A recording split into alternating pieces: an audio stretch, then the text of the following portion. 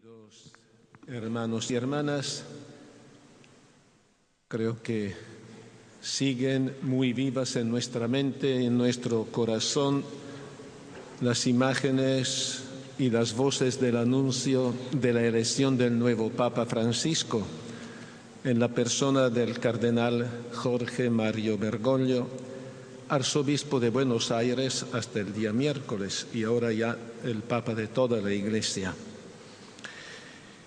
Creo que ha sido un momento de alegría desbordante, pero también de profunda gratitud a Dios por el don del primer Papa latinoamericano del Nuevo Mundo. Y el nombre de Francisco que él ha escogido es ya un programa de su pontificado, como su patrono, San Francisco el Pobre de Asís, quiere ser signo de las virtudes evangélicas, de la pobreza, de la humildad y el espíritu profético que caracterizaron a San Francisco. Al Papa nosotros vamos a asegurar nuestras oraciones, él nos las ha pedido, también nuestra sincera adhesión y compromiso de caminar juntos y trabajar por la comunión en la Iglesia y la fraternidad en el mundo. También acompañamos y agradecemos a nuestro querido pastor, el cardenal Julio, que ha sido partícipe de estos acontecimientos y que permanecerá en Roma hasta la ceremonia del inicio del pontificado del Papa Francisco. Todos estos hechos confirman las palabras del profeta Isaías que hemos escuchado en la primera lectura. Yo estoy por hacer algo nuevo y ya está germinando. Seguramente la renuncia del Papa Benedicto XVI y la elección del Papa Francisco son signos de esta novedad que trae el Señor, un signo de los tiempos que hay que darse cuenta y acoger.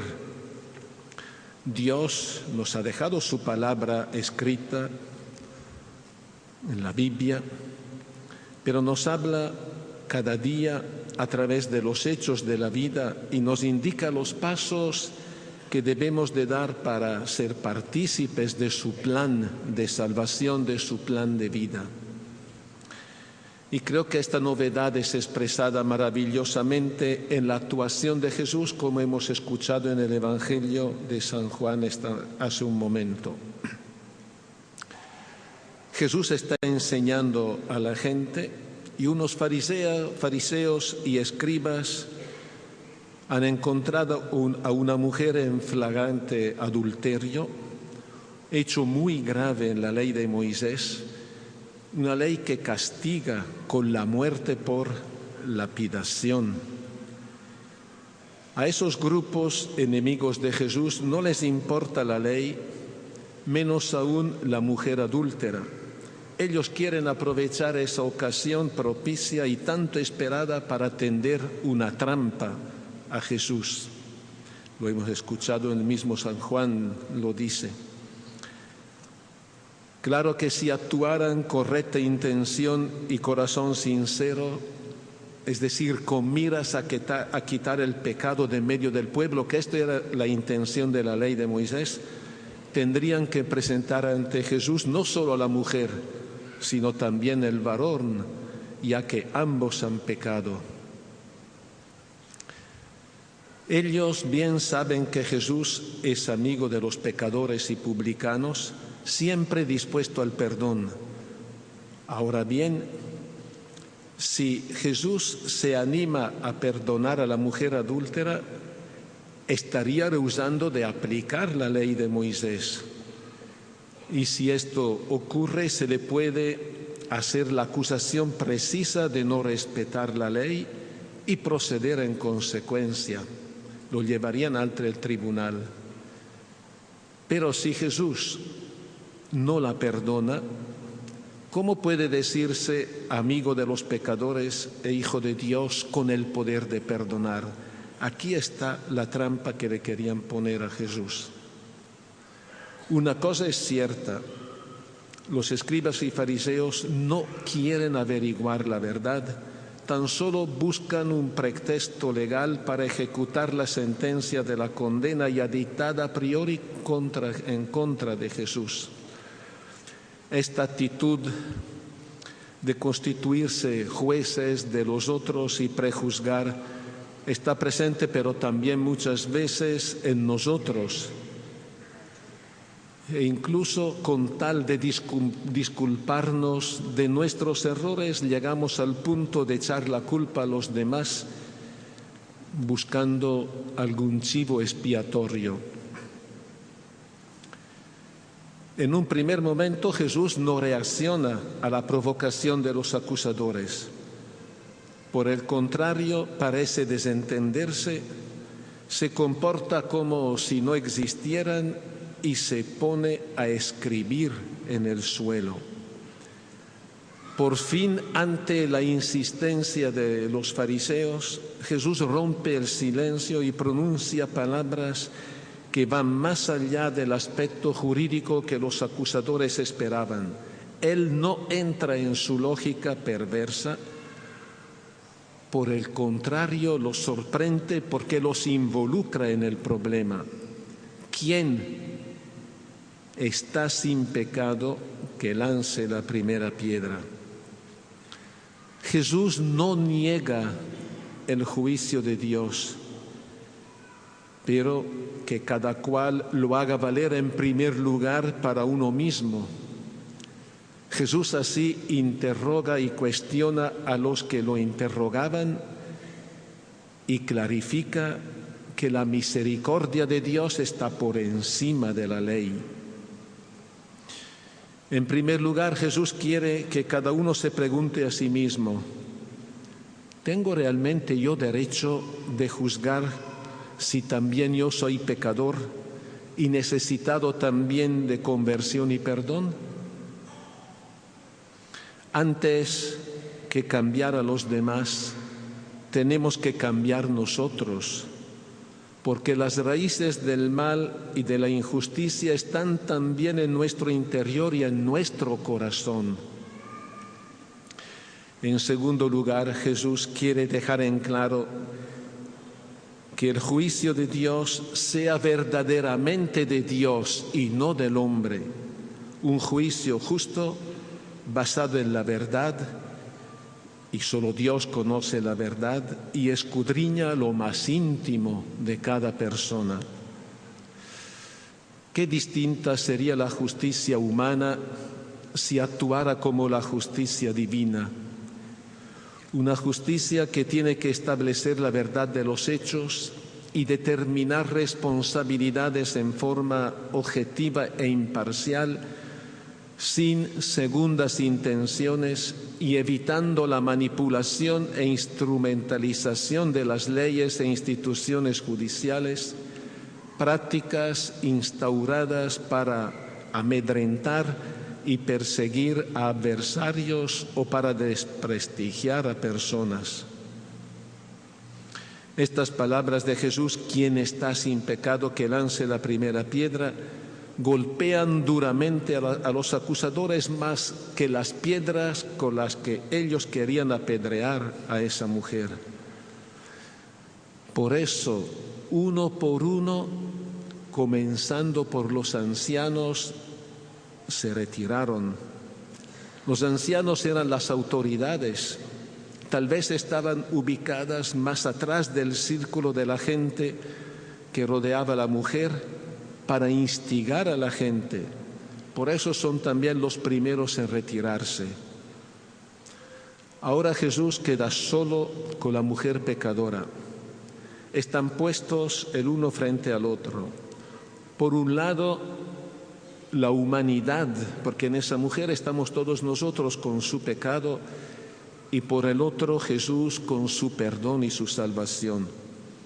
San Agustín dice: la miserable y la misericordia. Es un brevísimo diálogo entre Jesús y la mujer. Nadie te ha condenado, y la mujer apenas puede decir: nadie, Señor.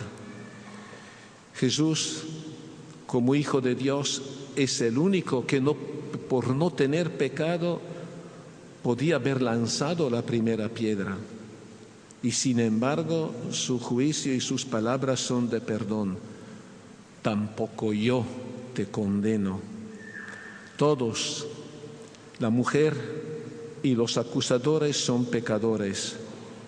Nadie necesita condena sino perdón. Este es el juicio de Dios, un Padre que ama y perdona sin exigir antes la conversión. No es que la mujer haya pedido perdón. Esta es la gran y definitiva novedad de la Pascua cristiana. Yo hago nueva todas las cosas.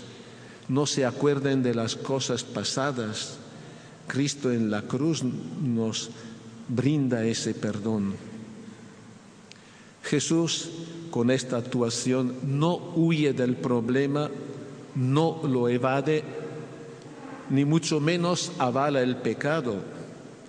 Él siempre lo condenó y rechazó, pero sí, Él siempre distingue bien entre pecado y pecador.